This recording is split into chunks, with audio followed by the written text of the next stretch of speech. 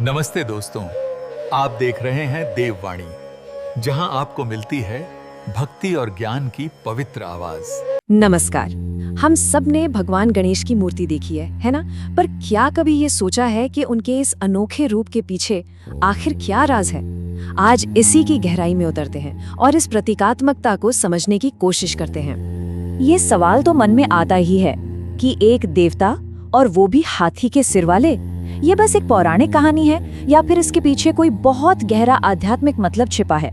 चलिए आज इस रहस्य को समझने की कोशिश करते हैं। तो इस सवाल का जवाब हमें मिलता है गणेश जी के जन्म की अद्भुत कहानी में। सब कुछ वहीं से शुरू होता है। कहानी कुछ यूं है कि एक दिन माँ पार्वती स्नान करने जा रही थी और अपनी सुरक्षा के लिए उन्होंने अपने शरीर पर लगे उबटन यानी हल्दी और चंदन के लेप से एक बालक को बनाया और उसमें जान डाल दी। और फिर उन्होंने उस बालक को एक बहुत बड़ी, बहुत जरूरी जिम्मेदारी दी। उन्होंने कहा, इस दरवाजे पर पहरा दो, जब तक मैं ना कहूँ किसी को भी अंदर मत आने देना। अब देखिए, कुछ ही देर बाद वहाँ कौन पहुँचता है? खुद भगवान शिव। लेकिन वो बालक, जो बाद में गणेश कहलाए, अपनी माँ के आदेश पर डटे रहे। उन्होंने शिव जी को भी अंदर जाने से साफ मना कर दिया। सोचिए, अपने घर में कोई रोके तो कैसा लगेगा? भगवान शिव को बहुत क्रोध आया और गुस्से में उन्होंने अपने त्रिशूल से उस बालक का सिर धड़ से अलग कर दिया। अब जब माँ पार्वती बाहर आई और उन्होंने ये देखा तो उनका गुस्सा प्रलय जैसा था। और बस यहीं से कहानी में एक ऐसा मोड़ आता है जो हमें हमारे सवाल का जवाब देगा कि गणेश जी को हाथी का सिर आखिर मिला कैसे।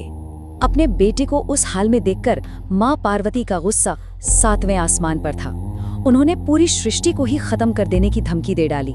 अब इस भयानक स्थिति को संभालने के लिए भगवान शिव ने तुरंत अपने गणों को एक आदेश दिया कि उत्तर दिशा में जाओ और जो भी पहला जीव दिखे उसका सर ले आओ। तो गणों को एक हाथी का बच्चा मिला और वे उसी का सर लेकर वापस आ गए। और फिर उस सिर को बालक के धड़ से जोड़ा गया और इस तरह उन्हें फिर से जीवन मिला। और सिर्फ यही नहीं, इस घटना के बाद भगवान शिव ने एक बहुत बड़ा ऐलान किया। उन्होंने गणेश को ये वरदान दिया कि अब से किसी भी पूजा या अच्छे काम की शुरुआत में सबसे पहले गणेश की ही पूजा होगी, और तभी से उन्हें प्रथम पूज्य कहा जाने लगा।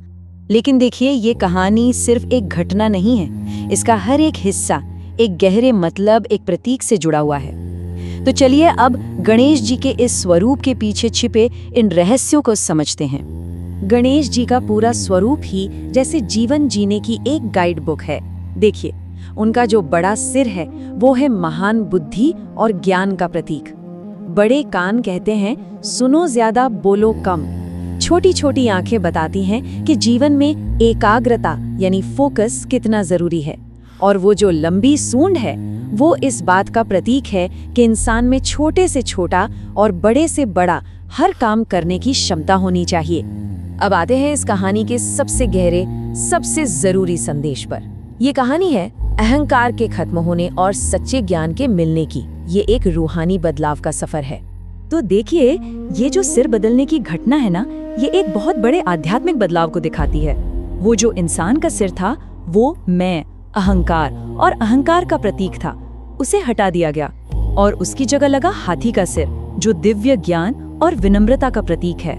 मतलब असली संदेश क्या है? असली संदेश ये है कि सच्चा ज्ञान तब तक मिल ही नहीं सकता जब तक अहंकार को हटाया ना जाए। विनम्रता वही ज्ञान का असली दरवाजा है।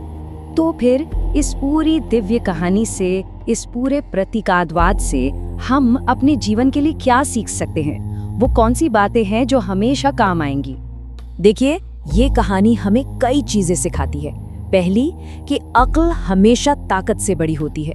दूसरी, कि गुस्सा हमेशा बर्बादी ही लाता है। ये हमें याद दिलाती है कि माँ बाप के प्रति हमारा कर्तव्य सबसे ऊपर है।